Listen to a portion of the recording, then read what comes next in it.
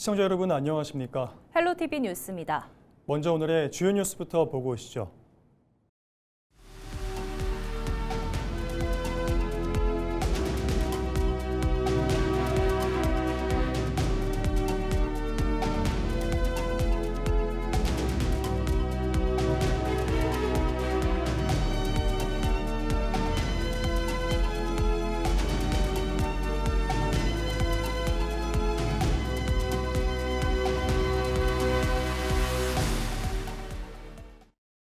고객이 예약만 하고 취소하지 않거나 대남을 요구하는 이른바 노쇼 사기가 다시 기승을 부리고 있습니다. 경찰은 노쇼 사기의 경우 피해 회복이 어려운 만큼 각별한 주의를 당부했습니다. 보도에 장혜원 기자입니다. 42년째 전남 목포에서 식당을 운영하고 있는 김모 씨. 김 씨는 올해 초 황당한 전화를 받았습니다.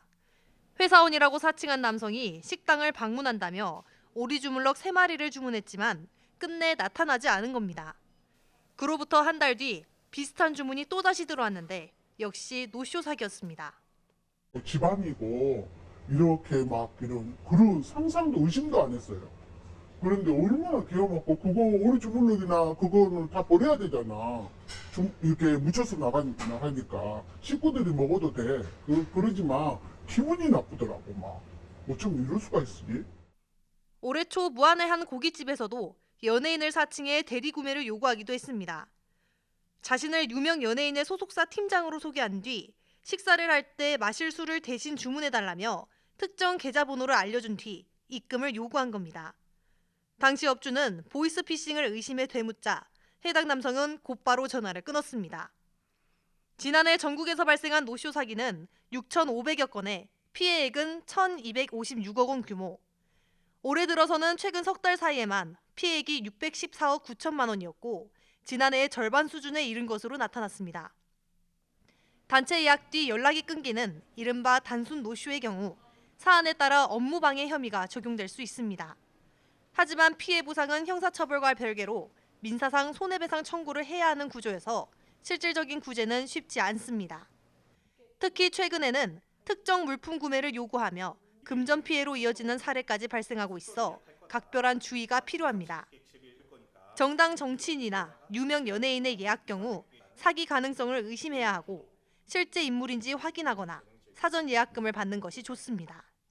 대남 요구를 받았다면 즉시 해당 공공기관에 전화로 확인해 주시면 되겠습니다.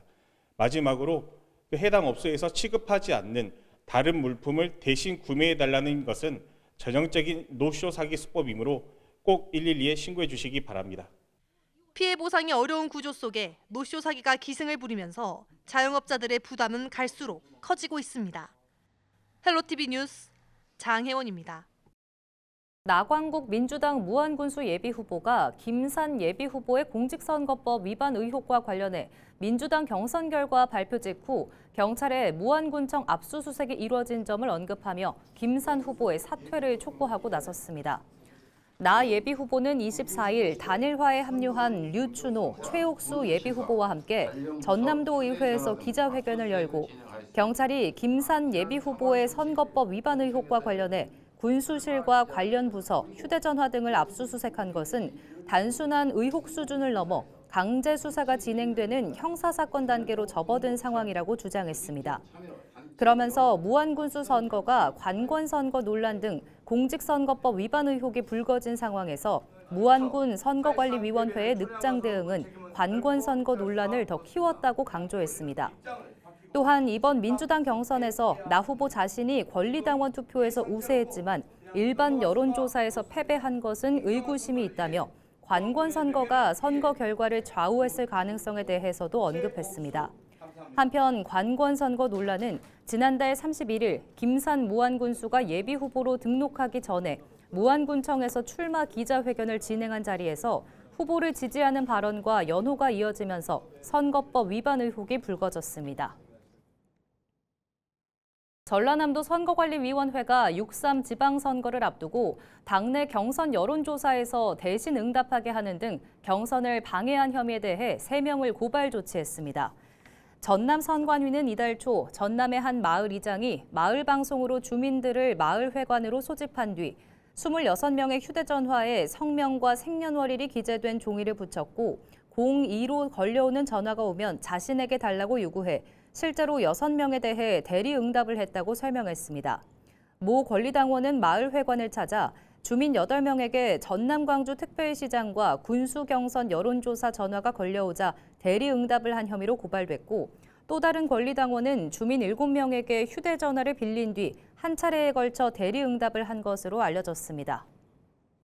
박홍렬 조국혁신당 목포시장 예비후보가 정부에서 유치활동을 펼치고 있는 UN 글로벌 AI 허브를 목포로 유치하겠다는 공약을 내놨습니다. 박 예비후보는 24일 기자회견을 열고 목포가 아리백 기반 재생에너지와 항만 공항 등 여러 기반을 갖춘 최적지라며 유치위원회 출범과 함께 적극적인 서명운동에 나서겠다고 강조했습니다. 박 예비후보는 AI 허브 유치가 국가적으로 최대 250조 원 규모의 경제 효과를 가져올 수 있다며 서남권 발전 전략과 연계해 유치 활동을 펼치겠다고 설명했습니다. UN 글로벌 AI 허브는 단순한 연구센터가 아닌 UN 산하의 여러 기구 가운데 인공지능 관련 기능을 한 곳에 모아 인류 공동 문제를 해결하기 위한 집적화 단지를 말합니다. 강성휘 민주당 목포시장 예비후보가 공정한 목포를 만들기 위한 3대 개혁안을 제시했습니다.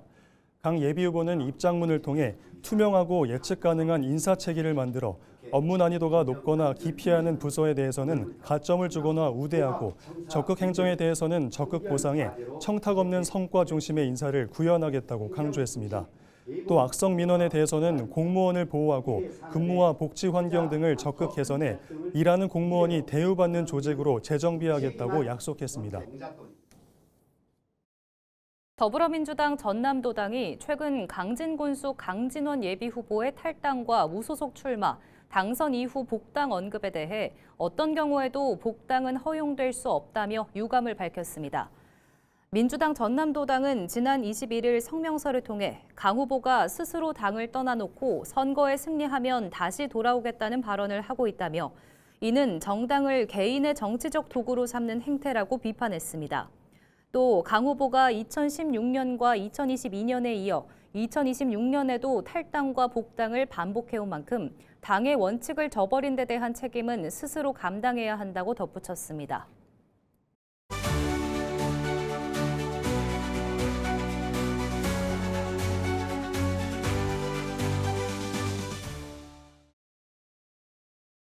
(6.3) 지방선거를 앞두고 미니 인터뷰를 통해 각 선거구별로 후보를 소개하는 시간입니다. 춘천시장 선거에 출마한 더불어민주당 손은모 예비후보를 만나봤습니다.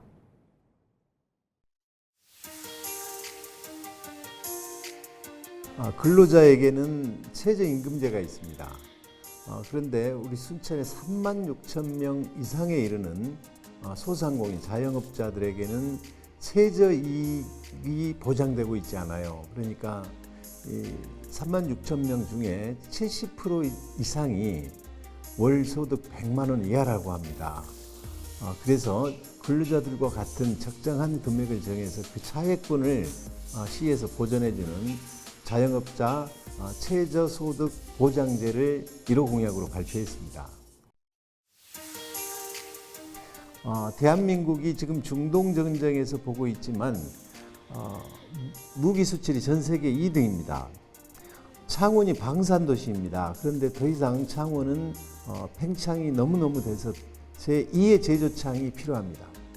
이 방산 산업은 기본적으로 철강 회사가 바로 옆에 있어야 됩니다. 두 번째는 정부에서 수없이 많은 부품을 조달해야 되기 때문에 철도역이 있어야죠. 그러니까 이 광양제철과 순천역이 있습니다. 세 번째는 아까 말한 대로 이 외국에 수출을 해야 되기 때문에 대규모의 수출항인 광양항이 있습니다. 네 번째로 결정적으로 일할 수 있는 젊은 인력이 필요한데 우리 신대지구에 5만 명, 6만 명의 젊은 청년들이 대기를 하고 있습니다. 이 방산산업을 순천에 유치할 수만 있다면 순천의 산업 판도를 한꺼번에 바꿀 수 있습니다. 순천, 여수, 광양이 한꺼번에 사는 길이 될 것입니다. 부천동에서 도사동 오리마을 쪽으로 가는 길을 막아버리고 그 아스팔트 위에 잔디를 깔아버렸습니다. 행사가 끝나면 즉시 복구하기로 시청이 약속했었죠. 그런데 행사가 끝나 이후에도 지금까지도 복구하지 않고 있습니다. 빨리 그린웨이를 복구해서 정상화시키겠습니다. 두 번째는 지금 경전선이 마치 4년 전에 윤석열 정부 때 그분들과 손을 잡고 바로 할 것처럼 했는데 여체 진척이 없어요. 이 경전처럼 반드시 지중화해서 그 부분을 다시 원래 계획했던 대로 진행했으면 좋겠고요. 우리 현대병원과 또 미주병원과 잘 협조해서 그 운영 비용을 시청에서 부담하고 이분들과 잘 협조를 해서 심야에도 소아과를 볼 수 있도록 하겠습니다. 또한 우리 신대지구에 과밀이 되어 있는데 고등학교가 부족해요. 그래서 고등학교 이설을 지금 제가 종래에 고문 변호사가 돼서 추진 중에 있었었고요. 서면에 중학교도 신설할 예정이고요. 선거에 나오면 어떻게 돈을 쓰겠다 주겠다 이런 게 많잖아요. 그래서 저는 뭘 발표했냐면 가칭 순천관광공사를 만들겠다. 공사를 만들어서 투자도 받고 수익 사업을 해서 거기에서 나온 재원을 부족한 예산을 채우는 재원으로 쓰겠다는 것입니다. 순천과 순천 인근에 많은 관광 자원들이 있습니다. 이 관광 자원들을 상품화하고 연계시켜서 많은 관광객들이 오고 순천에서 머물고 가게 만든다면 지금보다도 훨씬 더 많은 관광객들이 와서 순천에서 소비를 하고 순천에 있는 많은 자영업자들도 좋아질 것으로 생각하고요. 광주와 서부권과 동부권인 순천에 두는 삼축 청사, 거기에 따른 예산도 이 세 곳이 3분의 1로 나눠서 사용하는 삼축 예산, 산업 경제도 광주권 같은 경우에 자동차 AI, 목포권 같은 경우에는 조선과 에너지 문제, 우리 순천 여수 광양 부분은 아까 말씀드린 방산산업이라든지 여러 가지 소부장 이런 문제들을 산업을 3축으로 나누어서 발전시켜보는 방향을 가지고 있습니다. 우리 순천의 재정 자립도는 18% 안팎됩니다. 그러니까 순천 자체적으로 예산을 조달하는 게 굉장히 낮은 편이죠. 그러다 보니까 국비나 교부세에 굉장히 의존을 하고 있습니다. 특히 이번에 기획예산처 장관이 된 박홍근 장관이 사적으로 제 친구입니다. 친구라고 해서 모든 문제가 풀리는 건 아니겠지만 박홍근 장관과 잘 협의를 해서 순천에 많은 예산이 올 수 있도록 설득해 보겠습니다. 지금 집권당은 민주당입니다.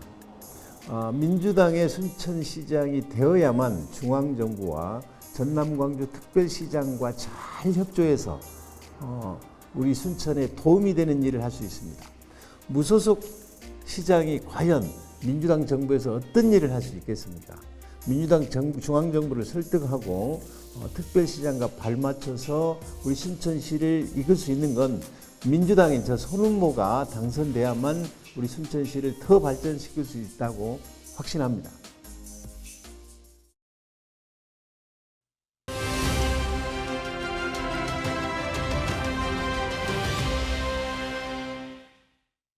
더불어민주당 여서을 지역위원회를 둘러싼 각종 논란이 이어지고 있습니다. 당원 명부 유출 의혹과 공천 논란, 지역 언론과의 갈등설까지 불거진 상황인데요. 조계원 국회의원이 기자간담회를 열고 직접 입장을 밝혔습니다. 보도국 연결해 자세히 알아보겠습니다. 송하영 기자, 먼저 당원 명부 유출 의혹과 관련한 입장부터 전해주시죠.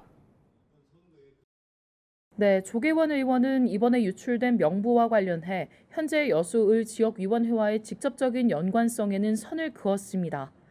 중앙당 조사 결과 해당 명부는 10년 이상 된 과거 자료로 확인됐다는 설명입니다. 다만 명부 유출 자체는 중대한 사안인 만큼 유출 경로를 규명하기 위한 수사는 필요하다고 강조했습니다. 특히 이 과정에서 일부 언론 보도에 대해서는 아쉬움을 나타냈는데요.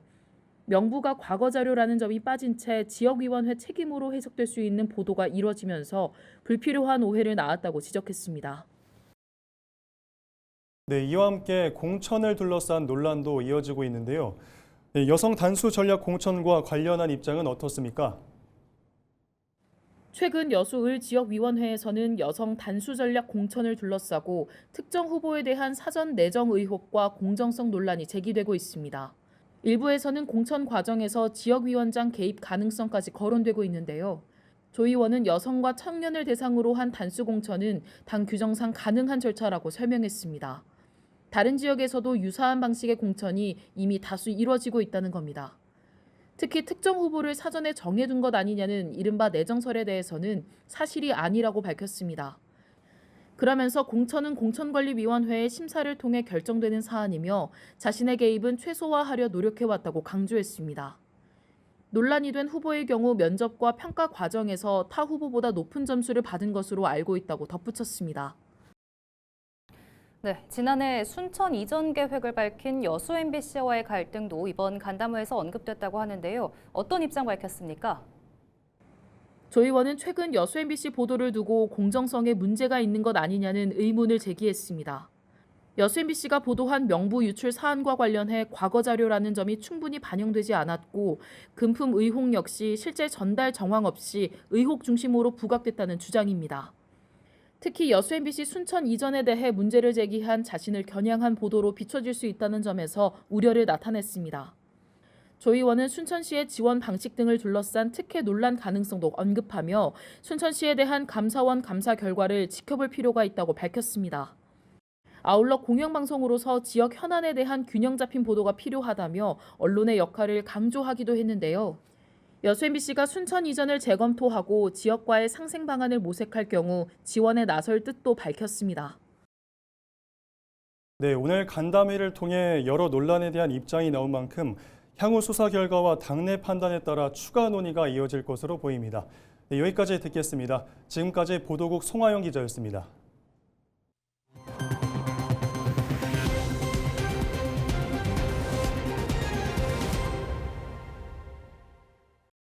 여수시가 최근 재검토 필요성이 제기된 2026 여수 세계 섬 박람회 주 행사장에 대해 기존 장소인 진모지구로 유지하고 논란을 일단락했습니다. 여수시는 지난 23일 김민석 국무총리가 참석한 섬 박람회 준비 현황 보고에서 지난 2021년 섬 박람회 기본계획 수립 당시 엑스포장은 전시관 70% 이상이 임대돼 활용이 용이하지 않았으며 시설이 노후화로 리모델링 비용의 부담이 커 주 행사장으로 선정하기 적절하지 않았다고 설명했습니다. 그러면서 돌산 진모지구의 경우 섬이라는 상징성과 용이한 부지 확보, 지역 발전 등 사후 활용 측면에서 장점이 있어 시민과 여러 전문가 의견을 수렴해 주 행사장으로 결정했다고 덧붙였습니다. 김영록 전남지사가 여수를 찾은 김민석 국무총리에게 2026 여수 세계섬 박람회 성공 개최를 위한 정부 지원을 요청했습니다. 김 총리는 여수 진모지구 주 행사장을 방문해 행사장 조성과 기반시설 구축 상황을 점검하고 준비상황회의에서 전시 운영과 안전관리 계획을 보고받았습니다. 김 지사는 이 자리에서 여객선 운임 50% 국비 지원과 KTX 전라선 증편, 여수공항 국제선 운항 등 교통대책 마련을 건의했습니다. 초당대학교가 중국 하남성에 있는 신양항공직업대학교와 교육협력 방안을 논의했습니다. 초당대는 지난 21일 신양항공직업대를 방문해 업무 협약을 맺고 복수학위와 합작대학 설립, 다양한 전공 분야에서 취업이나 창업 교육을 공동으로 운영하기로 했습니다. 초당대는 이어 입시 설명회를 갖고 학교 전공과 단기 연수, 편입학이나 석사 진학 프로그램 등을 소개하며 두 대학의 활발한 교류가 있기를 희망했습니다.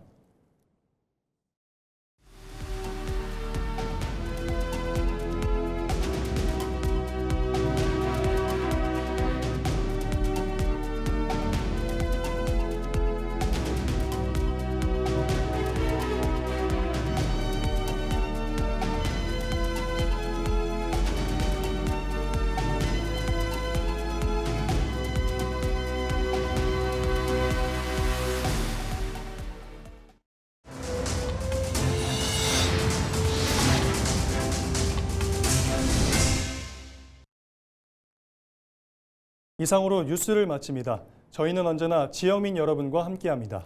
시청해주신 여러분 고맙습니다.